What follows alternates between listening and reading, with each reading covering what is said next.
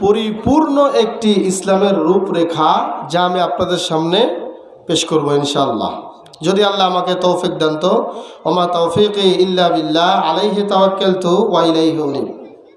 সম্মানিত উপস্থিতি, ইসলাম পরিপূর্ণ নাকি অসম্পূর্ণ বলেন তো? এ বিষয়ে কারো সন্দেহ আছে? নাই কেন?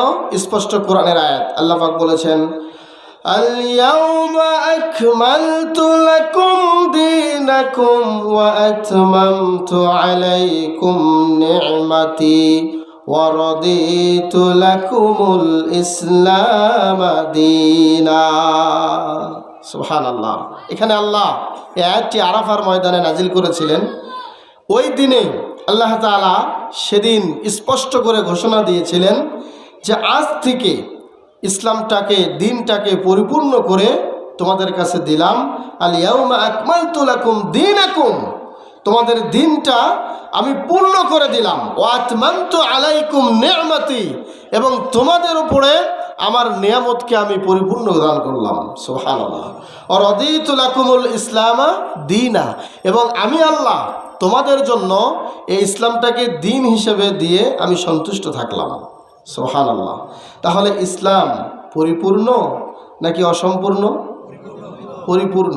এখন প্রশ্ন করবেন, তো হুজুর, ইসলাম যেহেতু পরিপূর্ণ, আপনি এই বিষয়টা কেন ধরলেন? আমি আপনাদেরকে প্রশ্ন করি, এখানে বেনামাজি 2-4 জন আছে নাকি নাই? তার দাবিও সে মুসলমান, দাবি কি না? এরকম দাবি করে না করে না? করে। প্রিয় উপস্থিতি, শরীফ ওসমান হাদি মারা গেল, আপনারা ইতিহাস সবাই জানেন। এই সাক্ষী আমরা সবাই হয়ে থাকলাম। মনে রাখবেন, এই যে বর্তমানে ইন্ডিয়া যে একটা চাল চালাচ্ছে দেখতেছেন আপনারা, যুবক ভাইয়েরা বুঝবেন। আমি আজকেও দেখলাম সংবাদে, IPL ইন্ডিয়ান প্রিমিয়ার লিগ একটা খেলা হয়। এই খেলার জন্য আমাদের বাংলাদেশের মোস্তাফিজকে কি করা হয়েছিল? ভারতের শাহরুখ খান, সে তার দলে নেওয়ার জন্য তাকে কন্ট্যাক্ট করেছিল কলকাতা নাইট রাইডার্সের হয়ে। তো আমরা যুবক মানুষ, তো এই জন্য এগুলো আমাদের নজরে বেশি আসে।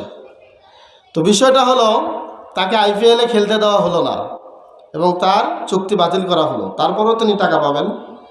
কিন্তু লক্ষ্য করেন একটা বিষয়, খেলার ভিতরেও ভারত দেখাইয়া দিল, বাংলাদেশ তোদেরকে আমি 1 পয়সার দাম দিই না। ইতিমধ্যেই কিছু সিদ্ধান্ত এসেছে, আমরা সাধুবাদ জানাই। বাংলাদেশে IPL খেলা নিষিদ্ধ। IPL খেলা কোনো টিভি, কোনো চ্যানেল সম্প্রচার করতে পারবে না, বলেন আলহামদুলিল্লাহ। এবং এখানেই সান্ত্বনা।